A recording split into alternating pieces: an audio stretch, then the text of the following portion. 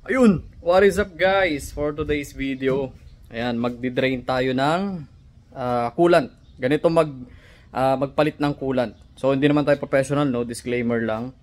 Ito ay pang DIY lang. So ganito ang ginagawa ko at ito ay napag-aralan din at napanood ko lang din. Tapos ginawa ko, okay naman siya, lahat okay.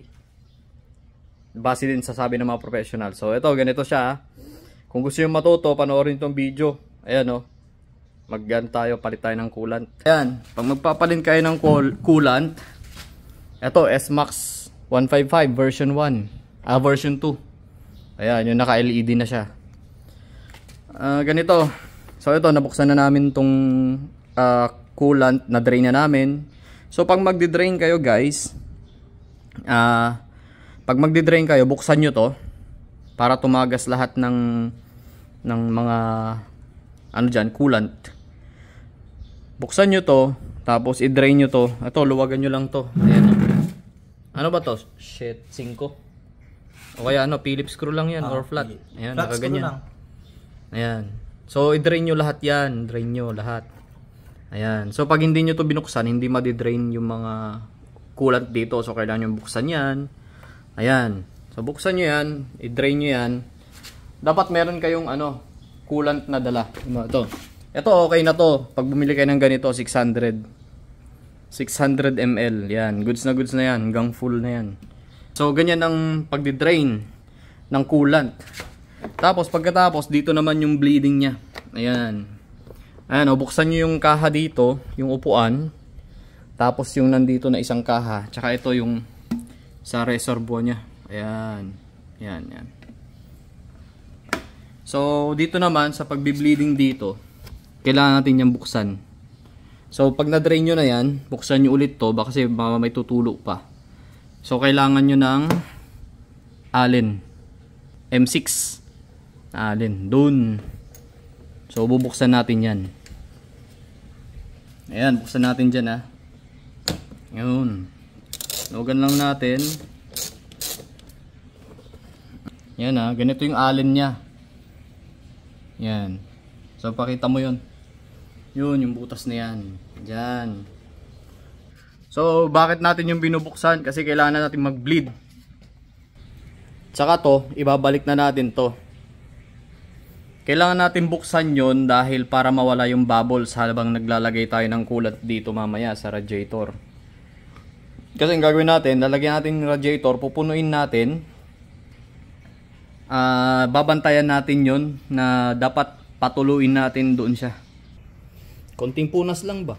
Yan. Tapos balik na natin.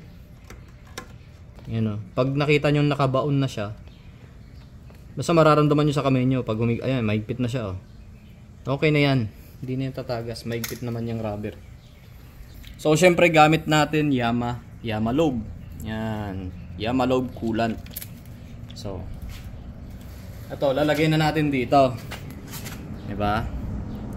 Ayan. Lagyan natin, dahan-dahan lang. Yung sa mapuno. Pero, eto guys, diba, pag lalagyan nyo yan, dapat titingnan nyo yung bleeding doon. Ayan guys. Yan hanggang sa may tumulo dyan. So, habang nilalagyan ko to dyan lang yung video. Hanggang sa tumulo. Pag tumulo na dyan, pwede na nating isara yan. Yung Allen na yan.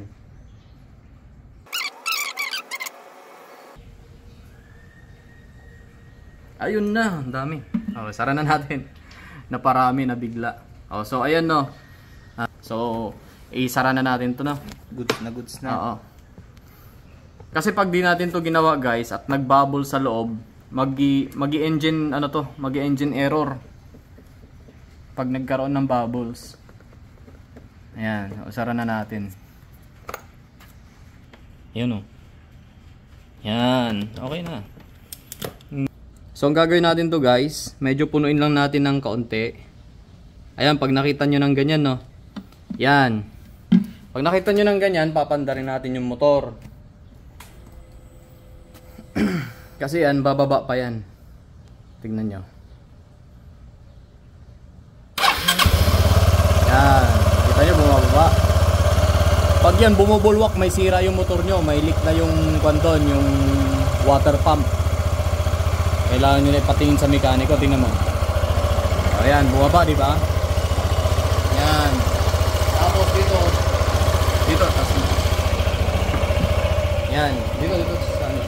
I-rev nyo lang siya ng mga ano, mga 3,000 to 4,000 RPM. Para mag-circulate.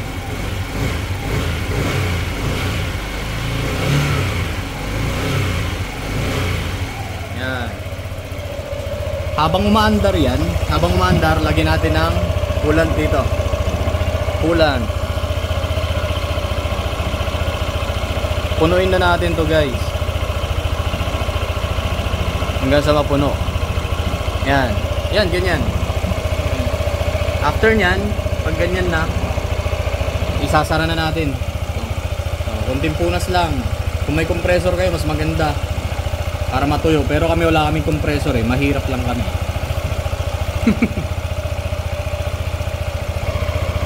Yan. Yan. Ngayon, proceed naman na tayo dito. Ba, may tira to. May tira pa kayo dito. Dito nyo na ilagay. Tara, dito. Yan. Ito. Buksan nyo lang to, yung reservoir. Yan o. Makikita nyo yung ano niya dito, sa baba. Yan o. Nasa bandang gitna. Yung full. Ayan o, tinan nyo may green. Tapos yan medyo puti. Etong tirang coolant, ilagay na natin dito lahat. So dahan-dahanin na natin.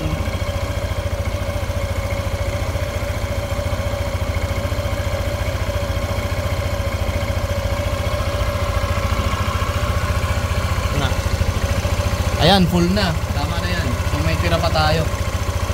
Dahil di na naman natin din-drain lahat. Goods na yan.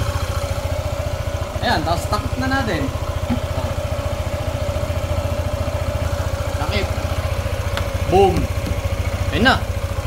Wala.